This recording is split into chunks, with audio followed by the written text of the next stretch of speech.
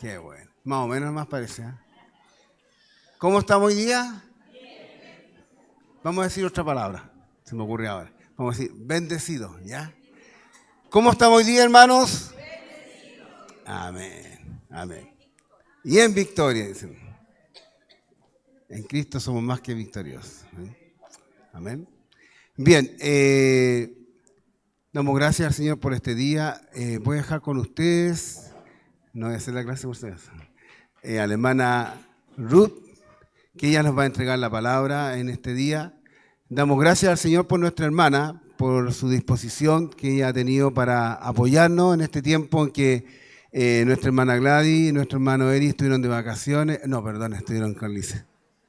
Estuvieron con licencia, estuvieron enfermitos, así que ella ha dispuesto su corazón para compartir con nosotros la palabra del Señor.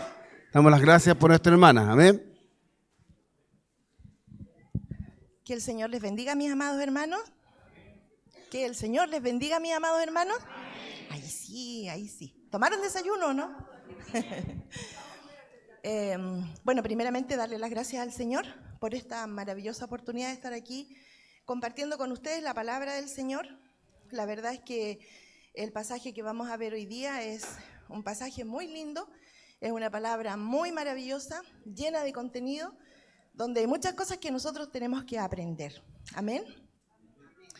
Sé que hay visitas, que levanten la mano las visitas para darles la bienvenida, que el Señor les bendiga grandemente y quiera el Señor que puedan seguir reuniéndose con nosotros. Amén.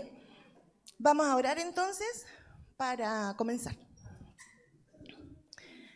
Amado Padre Celestial, vamos ante su presencia, amado Señor, dándole gracias, Padre bueno, por estar en este lugar, por estar en su casa de oración, Señor, por estar todos aquí, Señor mío, esperando escuchar su voz a través de esta enseñanza. Gracias le damos, Padre bueno, gracias por la vida, por la salud que usted nos regala, Señor. Le rogamos por todos aquellos que no van a poder estar en esta hora, Señor, en este día, porque están enfermitos o tienen algún problema. Sea usted con cada uno de ellos, Señor. Gracias, Padre, en el nombre de Jesús. Amén. Bueno, como les decía, esta es una clase muy bonita y también antes de comenzar quiero darle las gracias, porque después se me va a olvidar, darle las gracias a mi hijo Diego, a mi Dieguito, porque él me ayudó con el PowerPoint. Yo no tengo idea de eso, solamente yo le digo, estas imágenes quiero nada más, así que él se encarga de armar el Power. Así es que le doy las gracias al Señor también por él, porque dispone de su tiempo para trabajar para el Señor. Amén. Amén. Bueno, como ven ahí, siguiendo con la unidad, la vida con propósito, hoy día vamos a ver Elías y los profetas de Baal. Elías y los profetas de Baal. Le vamos a tapar la cara a ese Baal, ¿ya? El pasaje bíblico se encuentra en Primera de Reyes, en el capítulo 18, del versículo 20 al 40, pero no lo vamos a leer todavía. Voy a nombrar otros pasajes primero y después vamos a ir al texto, digamos, mismo de la clase. Y siguiendo un poco la enseñanza del maestro Enrique Bobadilla, le voy a copiar un poco, y lo primero que voy a hacer es hablar acerca de los personajes que forman parte de este pasaje, ¿ya? De esta historia, de este relato bíblico. Y el primero de ellos es Acab. Como para entender un poco qué era lo que estaba pasando en Israel en el tiempo de Elías, debemos conocer quién era este Acab. Bueno, él era un rey, y era un rey no muy bueno que digamos. De hecho, así lo dice la palabra en Primera de Reyes 16:30, ¿quién lo tiene?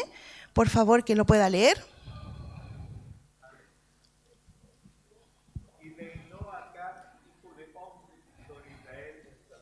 22 años. Y Acab, hijo de Omri, hizo lo malo ante los ojos de Jehová, más que todos los que reinaron antes de él. Amén. ¿Se dan cuenta cómo fue un rey que hizo lo malo ante los ojos de Jehová? Y no solamente hizo lo malo, sino que fue como que el rey más malo que hubo, ¿ya? Él reinó en Samaria. Ahí está Samaria, reinó sobre Israel en Samaria por 22 años. 22 años de un rey que comenzó mal y terminó peor. Fueron 22 años de maldad y de idolatría en Israel. Y yo me preguntaba cuando preparaba esta clase, ¿cuántos años estuvimos nosotros lejos del Señor haciendo lo malo? ¿Cuánto tiempo de nuestra vida estuvimos separados del Señor, viviendo sin Él? Bendito sea el Señor, ¿cierto? Que un día nos rescató, que nos dio esta maravillosa oportunidad de cambiar nuestra vida y de pasar de muerte a vida al conocerlo a Él, ¿verdad? El Señor nos ayude a permanecer fieles a Él. Bueno, Acab tomó por mujer a Jezabel. Esta mujer era tan mala como él, pero parece que era mucho más mala, porque si usted googlea cuál es la mujer más mala que aparece en la Biblia, está ella. El primer lugar lo tiene ella. Ella era una mujer pagana, era una princesa fenicia y era adoradora de Baal y de Acera. Acera era considerada o asociada a la fertilidad, a la maternidad y a la naturaleza, ¿ya? Entonces, esta Jezabel, que era una mujer muy mala, como les decía, se ganó el primer lugar en la Biblia de la mujer más mala. ¿Hubo otras mujeres malas? Sí, podemos encontrar, por ejemplo, la misma hija de ella, Atalía. Ella también fue una mujer muy mala. Herodías, por ejemplo, en el Nuevo Testamento, pero como Jezabel, ninguna, porque ella tiene el primer lugar, ¿ya? Y esta mujer malvada tuvo gran influencia en Acab el rey, en su esposo. Podemos ver en Primera de Reyes 21:25, que lo tiene, por favor, que lo lea. Primera de Reyes 21:25. ¿A quién se lo di? ¿No? ¿Nadie lo tiene? Primera de Reyes 21:25. Ya lo voy a leer yo entonces. 21:25 dice, allá está. Gracias.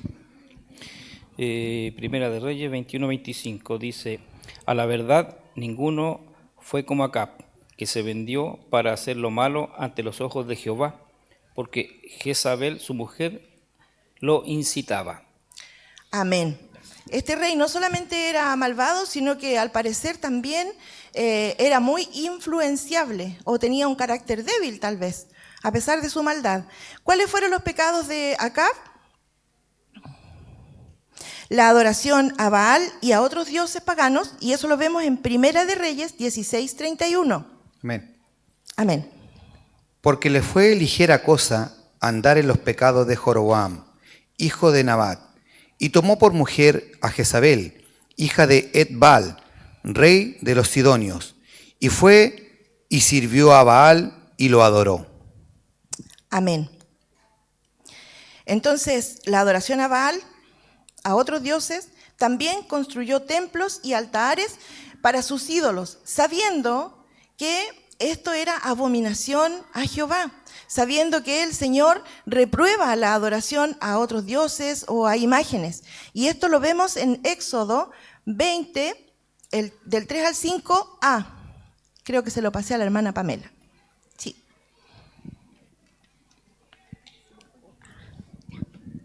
Amén. No tendrás dioses ajenos delante de mí. No te harás imagen ni ninguna semejanza de lo que esté arriba en el cielo, ni abajo en la tierra, ni en las aguas debajo de la tierra. No te inclinarás a ellas, ni las honrarás, porque yo soy Jehová tu Dios, fuerte y celoso. ¿Hasta ahí nomás? Hasta ahí nomás, amén. Hasta ahí nomás. Es decir, hay un mandamiento aquí, ¿cierto?, del Señor, de no adorar a otros dioses fuera de Él. También acá persiguió a los profetas de Dios porque veía en ellos una amenaza para su reino y para su culto idolátrico. Además, este rey era un hombre codicioso. Había un hombre que tenía una viña, entonces él quería esta viña para hacer unos jardines y le propone a este hombre, a este israelita llamado Nabot, le propone cambiarle la viña por una que según él era mucho mejor que la que Nabot tenía, o incluso le dice, te la puedo comprar. Lo que fuera con tal de obtener lo que él quería, ¿cierto? Entonces, ante la negativa de Nabot, ¿qué hace el rey? Como si fuera un niño pequeño, hace un berrinche, decide no comer, se desanima, prefiere estar acostado, porque no había obtenido lo que él quería. ¿Qué hace la esposa? Al verlo así, como ella era mala, no se le ocurre nada mejor que urdir un plan. ¿Para qué? Para matar a Nabot, para matarlo y así sacarlo del camino y que Acab obtuviera lo que estaba ahí codiciando en su corazón. ¿Amén? Como les decía, hacer lo que sea por conseguir lo que uno quiere, qué mal, ¿cierto? Bueno, depende también de lo que sea que uno quiere conseguir. Y este hecho, lo que les acabo de contar, está en el capítulo 21 de Primera de Reyes. Si quieren en su casa lo leen con calma y se van a enterar ahí de todos los detalles acerca de lo que este malvado rey hizo. Aquí podemos hablar de las malas influencias. Qué peligrosas son las malas influencias, mis hermanos, ¿cierto? Es importante saber elegir a nuestras amistades, de quienes nos rodeamos. Bueno, no podemos elegir, por ejemplo, a nuestros familiares, ¿cierto? Es imposible elegir a nuestros familiares o a nuestros compañeros de trabajo, pero sí podemos elegir con quiénes juntarnos, amén, con quiénes compartir. Así es que hay que tener mucho cuidado de las personas que a nosotros nos rodean, porque pueden influir en nosotros de manera positiva, pero también pueden influir de manera negativa, llevándonos muchas veces a pasar por alto nuestros principios, nuestros valores, incluso nuestras creencias. Lo que finalmente, ¿qué haría? Apartarnos del Señor. Una mala influencia entonces puede llegar a apartarnos del Señor. Y muchas veces, mis hermanos, se puede decir, si no es tan malo, no pasa nada. No seas anticuado, ¿cómo no vas a hacer lo que todos hacen? ¿Cierto? Muchas veces podemos escuchar ese tipo de frases incitándonos a hacer cosas que nosotros sabemos que están muy mal. Entonces, de a poquito se va cediendo, ¿cierto? 1 milímetro, un poquito. Total, no creo en realidad que sea tan malo esto que voy a hacer. Entonces se va cediendo. Y ese poquito va avanzando, y cuando nos damos cuenta, podemos estar por kilómetros apartados del Señor. Amén. Entonces debemos tener cuidado con las influencias, con las malas influencias sobre nosotros. Otra de los personajes que vamos a ver en este capítulo es Baal.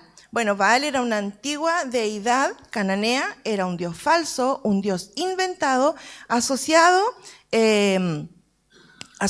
a la lluvia, al trueno y por lo tanto a las cosechas, ¿cierto? ¿Qué significa Baal? Significa amo o señor. Ese es el significado del nombre Baal.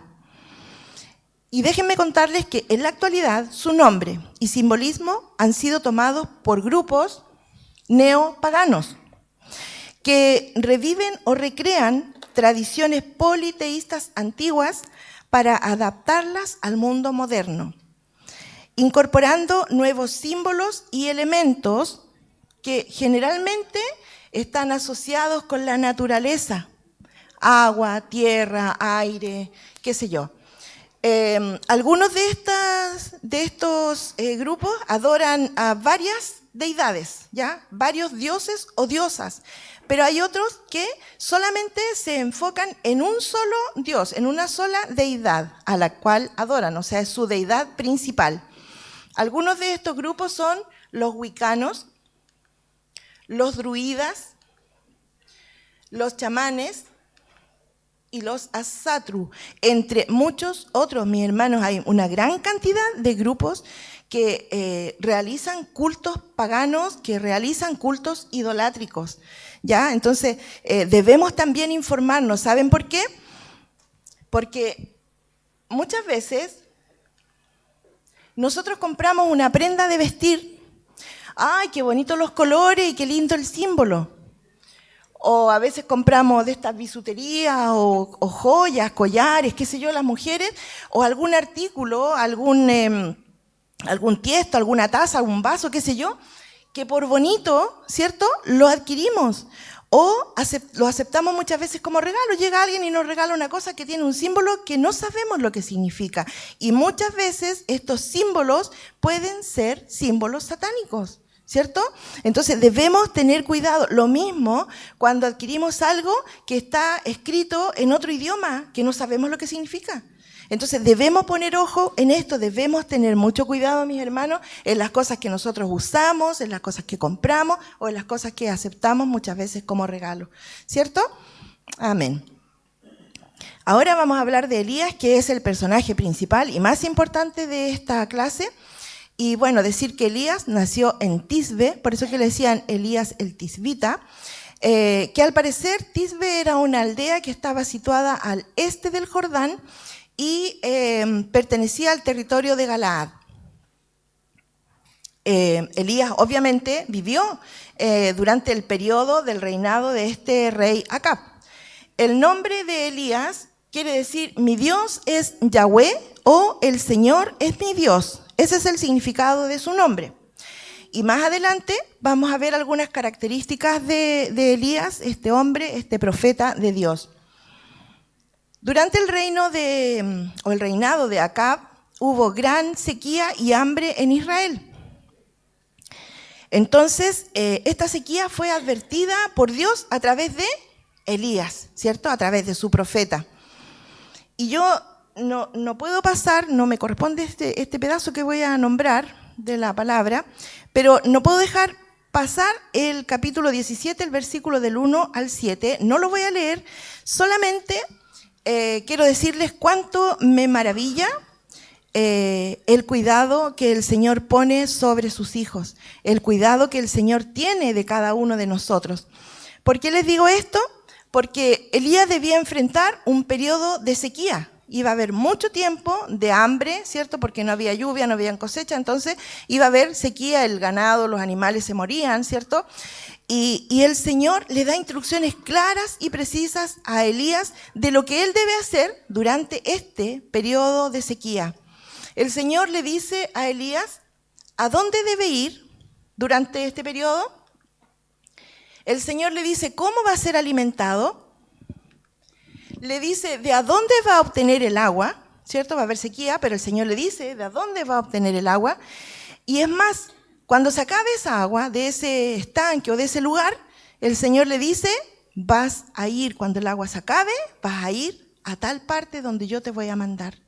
Entonces, me asombra de verdad y me maravilla nuestro Señor de ver que a Él nada se le escapa. El Señor no improvisa nada.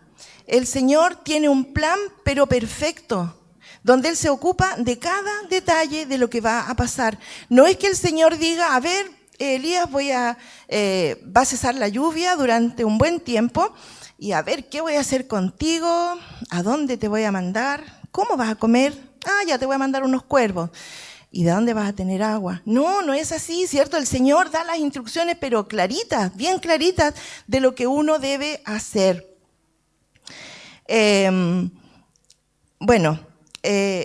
Debemos tener claro también que el Señor actúa así porque Él va y Él ve más allá de lo que nosotros podemos. ¿Amén?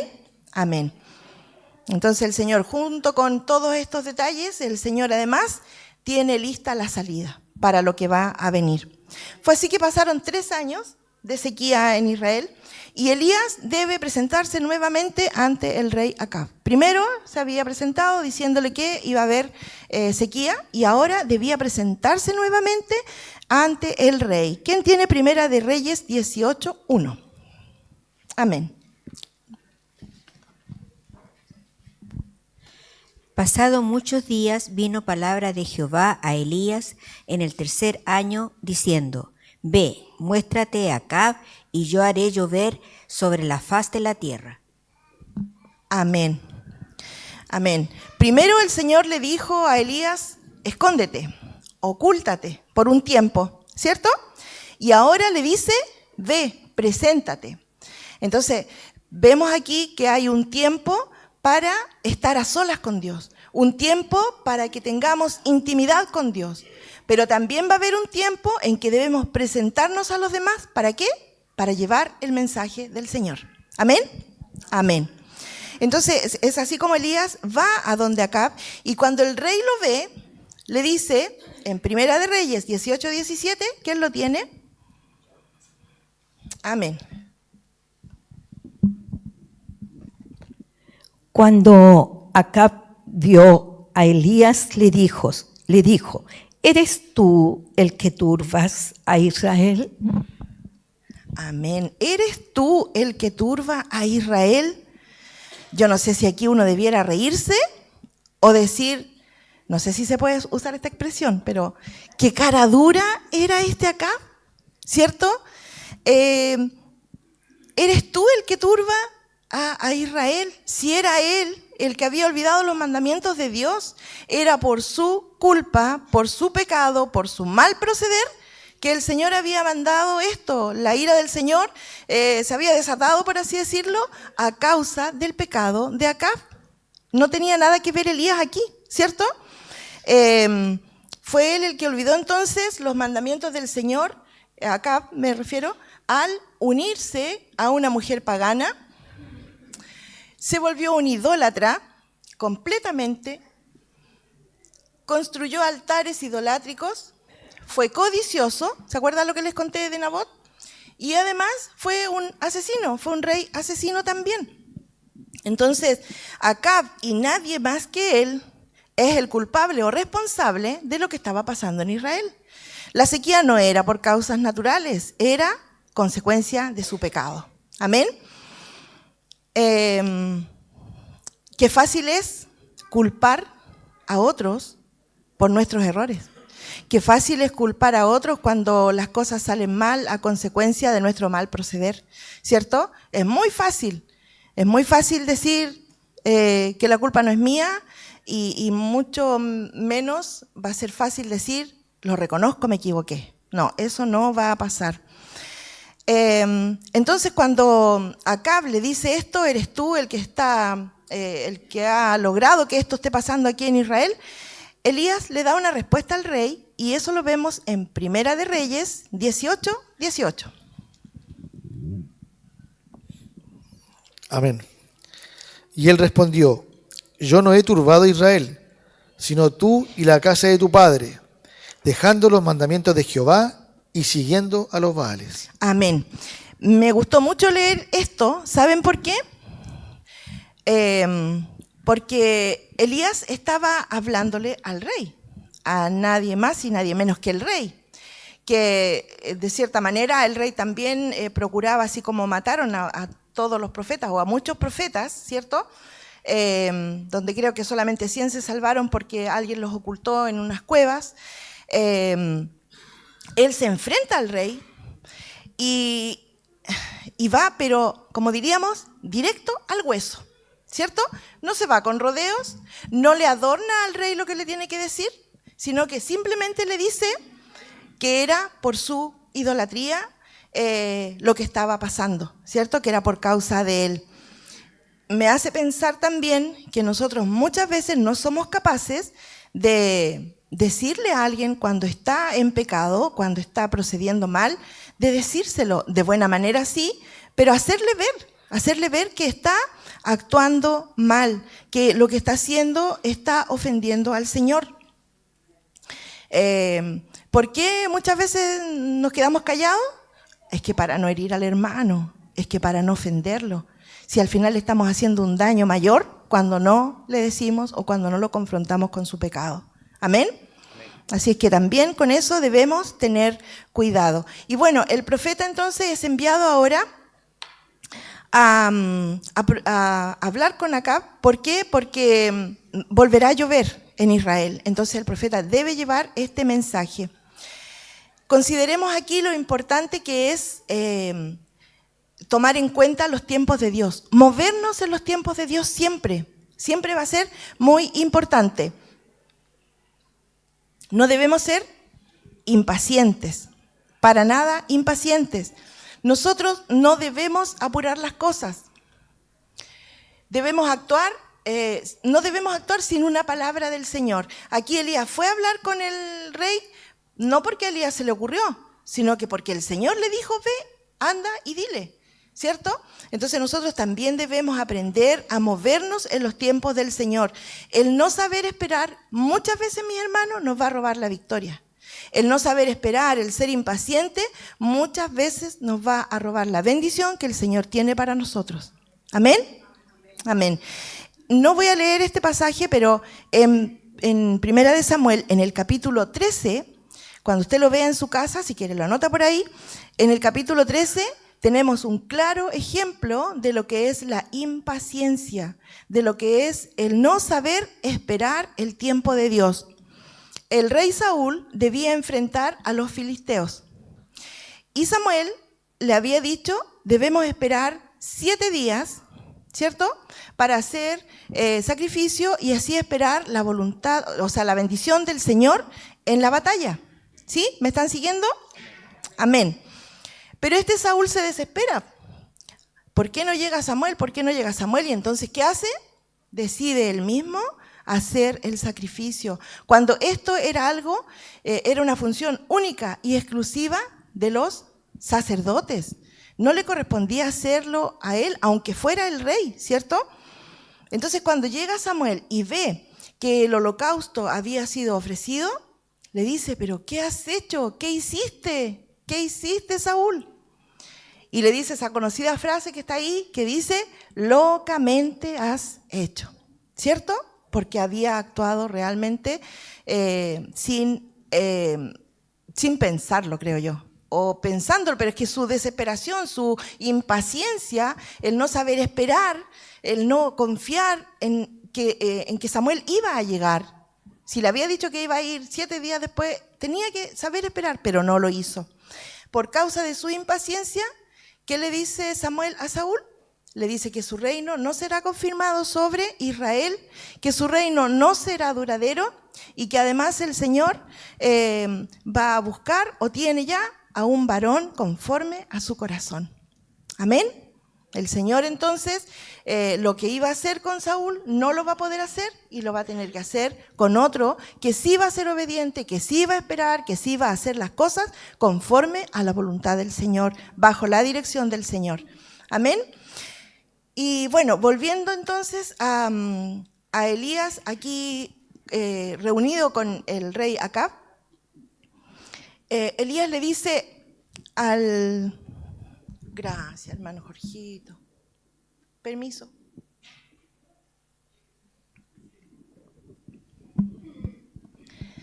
Elías le dice al rey que reúna a todo el pueblo y a los 850 profetas entre los de Baal y Acera, que los reúna en el monte Carmelo, ¿cierto?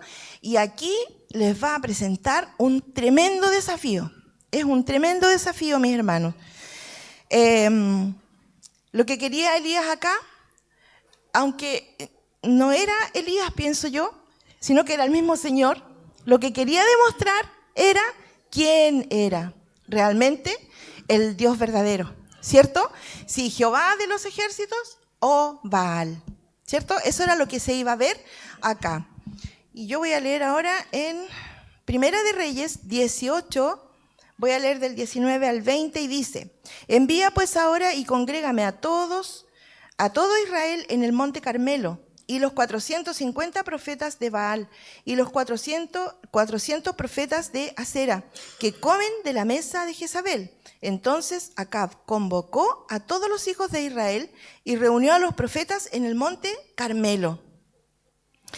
El monte Carmelo era un lugar alto de adoración a los Baales, ¿ya? Ahí el pueblo y estos sacerdotes hacían ofrendas, hacían culto a los dioses que ellos tenían, ¿cierto? Este monte Carmelo era conocido por su fertilidad y su vegetación. Se le atribuía a Baal la lluvia, ¿cierto? Y con esto también que él permitiera el crecimiento de las plantas, que los animales pudieran vivir y también la fertilidad humana, ¿ya? Fíjense que no es casualidad que Elías convoca a todo el pueblo ahí en el Monte Carmelo. No es una casualidad. Después vamos a ver por qué. La expresión usada aquí, donde dice que comen a la mesa de Jezabel, bueno, esta expresión nos está refiriendo a una mesa física donde se sirve comida, donde se sirve alimento. Lo que quiere decir acá es que habla de la comunión, de la intimidad o relación personal que tenía esta mujer Jezabel con estos sacerdotes y no con Dios, ¿ya? Era entonces, está hablando aquí de la relación de ella con estos hombres. Y aquí surge una pregunta bien interesante, y es, ¿por qué el rey acepta? Porque el rey acepta, ¿cierto? Entonces Acab convocó a todos los hijos de Israel y reunió a los profetas en el Monte Carmelo. Entonces el rey obedeció lo que Elías le estaba pidiendo, ¿cierto? Él aceptó. ¿Qué piensan ustedes? Les voy a dar la oportunidad de hablar. ¿Qué piensa? ¿Alguien quiere decir qué piensa? ¿Por qué el rey aceptó lo que Elías le estaba proponiendo? ¿Se les ocurre? ¿Se imaginan algo? Sí, uno, por querer demostrar que él no estaba equivocado con sus dioses, ¿cierto? Miren, la sequía se había prolongado mucho tiempo, ¿ya? Eran 3 años y medio de sequía. El reino o el reinado de Acab se había visto debilitado debido a la falta de lluvia. El pueblo, por lo tanto, estaba descontento y Acab sabía que Elías lo culpaba directamente a él de esta situación, ¿cierto?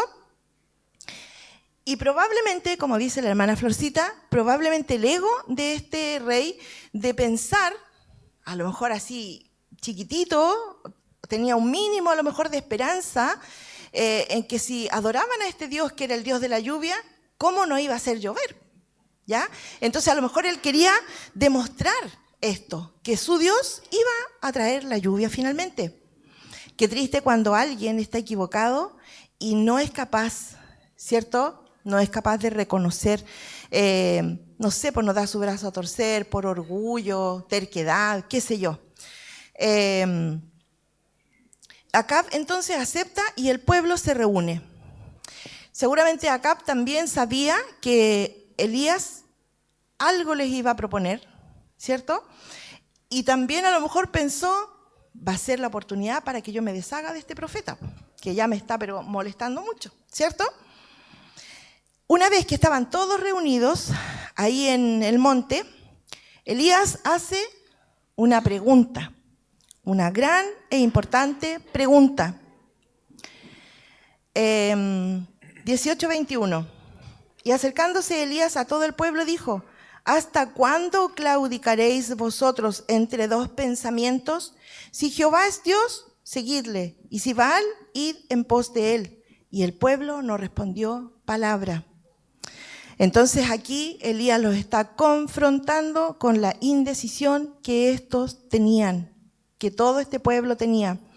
Les dice: ¿hasta cuándo claudicaréis? Como decir, ¿hasta cuándo van a cojear? ¿Hasta cuándo van a ir para allá y para acá? Decídanse de una buena vez. Decídanse por lo correcto o por lo incorrecto, por la adoración al verdadero Dios o a los Baales. Entonces, esta pregunta lo que trae es tomar una decisión. Y yo pienso que esta pregunta hoy día hace mucho sentido. Imagínense que el Señor quien nos pregunta: ¿hasta cuándo jugamos a ser sus hijos? ¿Hasta cuándo? ¿Hasta cuándo convivimos con el pecado? Amén. ¿Hasta cuándo convivimos con el pecado, mis hermanos? ¿Hasta cuándo rechazaremos la bendición de Dios sobre nosotros por no ser obedientes con Él? ¿Hasta cuándo frenamos esa bendición que el Señor tiene por nosotros vivir en pecado, por hacer las cosas mal? ¿Hasta cuándo servir a Dios de manera mediocre? Hoy día sí, mañana no. Hoy día sí, mañana no. ¿Hasta cuándo? ¿Hasta cuándo los ídolos ocuparán el primer lugar en nuestra vida? Y tal vez usted esté pensando, yo no tengo ídolos, yo no adoro imágenes. Pero muchas veces, mis hermanos, ponemos otras cosas en el lugar que le corresponde al Señor. El fútbol, la serie, el juego en línea, ¿cierto? Las películas, el trabajo, el dinero. Y a lo mejor no tiene nada de malo ver un partido de fútbol, ir a un estadio, a lo mejor no tiene nada de malo ver una serie, ¿cierto? Pero, ¿qué está llenando mi día a día? ¿Qué es lo que ocupa mi corazón? ¿La serie o la oración? ¿Las redes sociales o la Biblia, la lectura, el estudio de la palabra del Señor? ¿Qué está ocupando mi corazón? ¿Las reuniones sociales o el congregarme? Amén. Es que este domingo, justo este domingo, termina el campeonato. Y yo vi todos los partidos, entonces, ¿cómo no voy a ver el último? Total, si no voy a la iglesia, el culto queda grabado. Lo veo después, porque el partido no, pues el partido no se puede ver grabado porque no es lo mismo. ¿Cierto? Voy el próximo domingo, como si el mañana nos perteneciera a mis hermanos. Amén. Debemos vivir cada día para el Señor como si fuera nuestro último día de vida. Amén. Entonces, que el Señor nos ayude a que nada ocupe el lugar que le corresponde a Él. Que nada sea más importante que nuestro Señor en nuestra vida. Que ni siquiera tengamos que pensar, que no tengamos dudas, que lo primero es el servicio al Señor, la adoración al Señor. ¿Cierto? Amén. Amén. Entonces, ante la pregunta de Elías al pueblo, ¿qué hace el pueblo? El pueblo no respondió nada, se quedaron calladitos. No hubo nadie que se sintiera amonestado, arrepentido, que dijera, en realidad Elías tiene razón, me voy a decidir. Ya por último que le hubieran dicho, ya no importa si yo me decidí por servir a Baal. O que alguien le hubiera dicho, sí, me arrepiento y quiero buscar de Dios. ¿Cierto? No pasó eso. Y viene entonces el desafío. En Primera de Reyes 18, 22 al 25. Y Elías volvió a decir al pueblo, solo yo he quedado profeta de Jehová, más de los profetas de Baal hay 450 hombres. Dénsenos pues 2 bueyes y escojan ellos uno y córtenlo en pedazos y pónganlo sobre la leña, pero no pongan fuego debajo. Y yo prepararé el otro buey y lo pondré sobre la leña, y ningún fuego pondré debajo. Invocad luego vosotros el nombre de vuestros dioses, y yo invocaré el nombre de Jehová. Y el Dios que respondiere por medio de fuego, ese sea Dios. Y todo el pueblo respondió diciendo, bien dicho. Entonces Elías dijo a los profetas de Baal, escogeos un buey y preparadlo vosotros primero, pues que sois los más. E invocad el nombre de vuestros dioses, mas no pongáis fuego debajo.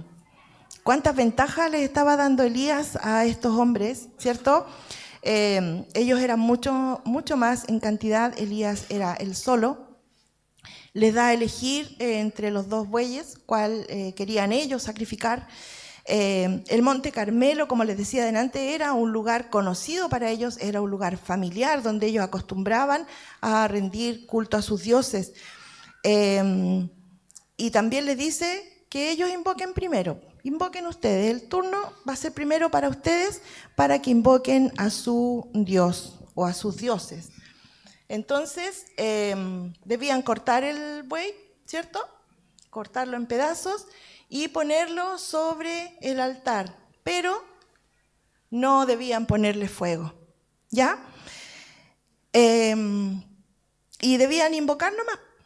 Y entonces el Dios que enviara fuego desde el cielo sobre el altar, ese sería el Dios verdadero.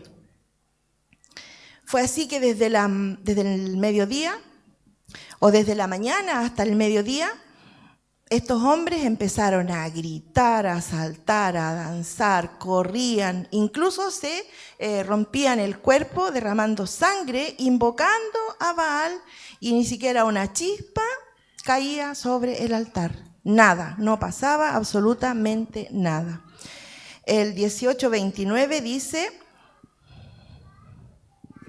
pasó el mediodía y ellos siguieron gritando frenéticamente hasta la hora de ofrecerse el sacrificio, pero no hubo ninguna voz, ni quien respondiese, ni escuchase.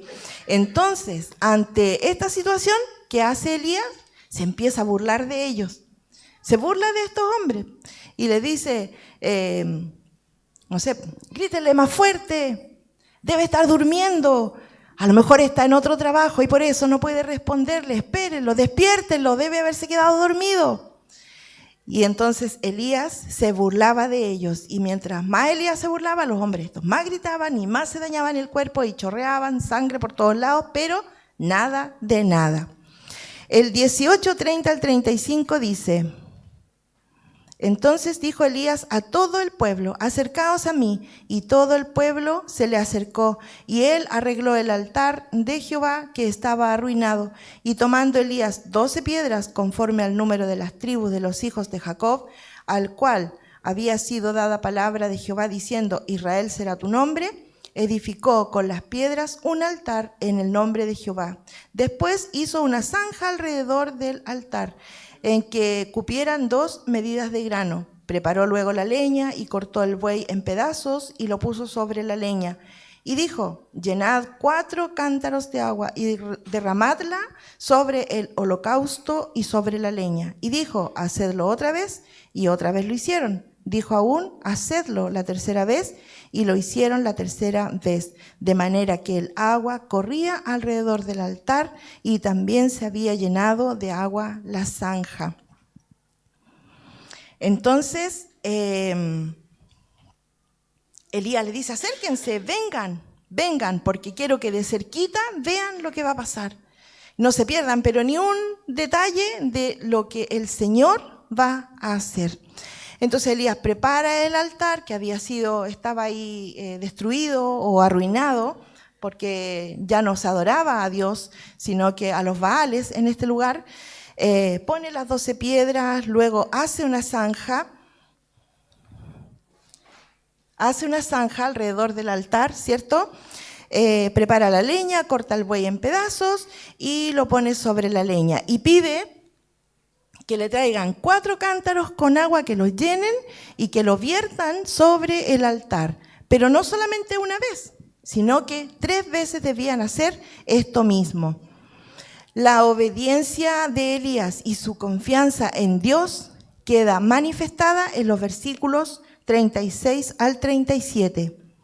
Cuando llegó la hora de ofrecerse el holocausto, se acercó el profeta Elías y dijo: Jehová, Dios de Abraham, de Isaac y de Israel, sea hoy manifiesto que tú eres Dios en Israel, y que yo soy tu siervo, y que por mandato tuyo he hecho todas estas cosas. Respóndeme, Jehová, respóndeme, para que conozca este pueblo que tú, oh Jehová, eres el Dios, y que tú vuelves a ti el corazón de ellos.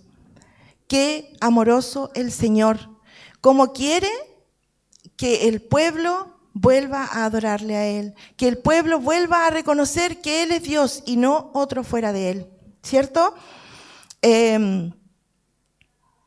Entonces, Elías, ¿qué hace? ¿Se puso a danzar, a gritar, a correr? No, Elías no tuvo que hacer nada de eso. Elías solamente clamó, solamente oró al Señor con toda su fe que el Señor iba a responder. Amén. Y no podemos pasar por alto que Elías, cuando se presenta, cuando es el turno de él, para que el fuego caiga desde el cielo, ¿cómo él se presenta ante el Señor? Primero, reconoce quién es Dios. Él va ante Dios reconociendo quién es Él. Le dice: Jehová, Dios de Abraham, de Isaac y de Israel, sea hoy manifiesto que tú eres Dios en Israel. En segundo lugar, Elías se reconoce como siervo del Señor. Le dice, yo soy tu siervo. Después obedece, porque dice, por mandato tuyo he hecho estas cosas. No es algo que se me ocurrió a mí. Yo estoy obedeciendo lo que tú me dijiste que hiciera. Qué gran humildad la de Elías, ¿cierto? De reconocer que no había poder alguno en él, que el poder venía del Señor, ¿cierto? Él solamente se dispuso en las manos del Señor a obedecer y a hacer lo que el Señor le había pedido, cumpliendo así el propósito por el cual el Señor lo había llamado. Amén. Entonces vemos a un Elías obediente, a un Elías lleno de fe y a un Elías humilde, a un hombre humilde ante el Señor. Todos sabemos que el agua no es combustible, ¿cierto? Sabemos que el agua no es combustible, que por el contrario, el agua es un elemento extintor o un agente extintor, ¿cierto? Con el agua se apaga el fuego, no se enciende el fuego. Es imposible entonces que la leña que estaba mojada se prendiera, ¿cierto? Estaba mojado el buey, estaba mojada la leña, las piedras y ahí todo rodeado de agua. Entonces era imposible pensar que eso se podía prender. ¿Alguien ha tratado de encender leña, o sea, fuego con leña húmeda? Ni siquiera mojada, húmeda. Cuesta muchísimo, cuesta mucho, ¿cierto? Entonces, ahora la pregunta ¿es posible ver fuego sobre el agua? Sí, sí es posible. Ahí está. Es posible ver fuego sobre el agua, pero para que esto pase, tiene que haber un elemento combustible, petróleo, gasolina, no sé, cualquier cosa que sea combustible, ¿cierto? Aquí en el altar no había nada de esto, no había absolutamente nada de esto. Y si hubiera habido algo, el fuego habría estado sobre el agua. Pero, ¿qué dice el versículo 38? Dice, entonces cayó fuego de Jehová y consumió el holocausto, la leña, las piedras y el polvo, y aún lamió el agua que estaba en la zanja. O sea, maravilloso, de verdad maravilloso, absolutamente maravilloso el poder de nuestro Señor. No quedó absolutamente nada, ni carne, ni piedras, ni agua, nada, nada de nada, ¿cierto? ¿Qué pasa ahora entonces? Viéndolo todo el pueblo se postraron y dijeron, Jehová es Dios, Jehová es Dios. Y me faltó mostrarles esa que Elías ora y cae entonces el fuego del cielo. Y claro, ahora ya no queda más que hacer que declarar. O sea, ya hubiera sido demasiado que hubieran insistido que Jehová no es Dios, ¿cierto? Aquí hay algo que quiero, que en la mañana me di cuenta de esto y dice, Elías cuando ora dice, oh Jehová, eres el Dios. Y cuando aquí los hombres o el pueblo aclama, dice, Jehová es el Dios, Jehová es el Dios. No dice Jehová es Dios. ¿Por qué? Porque es único. Porque solo Él es el Dios verdadero, en comparación con los otros, que eran muchos dioses en los otros pueblos, ¿cierto? Entonces, ¿cómo debemos nosotros fijarnos cuando leemos la palabra del Señor en esos pequeños detalles? Por eso que no es lo mismo, porque yo les confieso, yo muchas veces he leído este pasaje, pero ahora me llama la atención esto. Entonces debemos nosotros leer la palabra del Señor, pidiéndole al Señor que nos vaya revelando, que nos vaya mostrando qué es lo que nos quiere decir a través de lo que estamos leyendo o estudiando. Amén. Y bueno, aquí queda claro entonces que Jehová es el único y verdadero Dios. Y falta entonces una sola cosa que está en el versículo 40. Entonces Elías les dijo, prended a los profetas de Baal para que no escape ninguno. Y ellos los prendieron y los llevó Elías al arroyo de Cisón y allí los degolló. Entonces el desafío había sido planteado y ahora había que aceptar las consecuencias, ¿cierto? Entonces Elías manda a capturar a todos estos sacerdotes, que no se escape ninguno, porque todos ellos deben morir, así como también ellos habían hecho desaparecer o habían dado muerte a los profetas de Dios. Amén. Al principio les dije que veríamos algunas características de Elías, y recién mencioné la humildad de Elías, la fe de Elías, ¿cierto? Y el que él era un hombre obediente, o sea, de eso no nos cabe ninguna duda. También podemos decir que Elías era un hombre valiente, ¿sí? Y era un hombre decidido, pero también era un hombre temeroso. Porque si lo pensamos, Elías conocía el poder del Señor, Elías sabía el Dios en el cual él confiaba, ¿cierto? Elías había visto el cuidado, la protección, la dirección del Señor sobre él. De eso él no tenía ninguna duda. Pero Elías era hombre, tan humano como usted y como yo, ¿cierto? Con dudas, con temores, con inseguridades, ¿cierto? Entonces, pero a pesar de todo, Elías seguía confiando en el Señor. Su confianza estaba puesta en Él, a pesar de que él sintiera miedo, que lo iban a matar, o qué sé yo, cualquier cosa. Él seguía confiando en el Señor y escuchando la voz del Señor. Y es por eso que Elías es bendecido, es por eso que Elías tiene la victoria del Señor en él.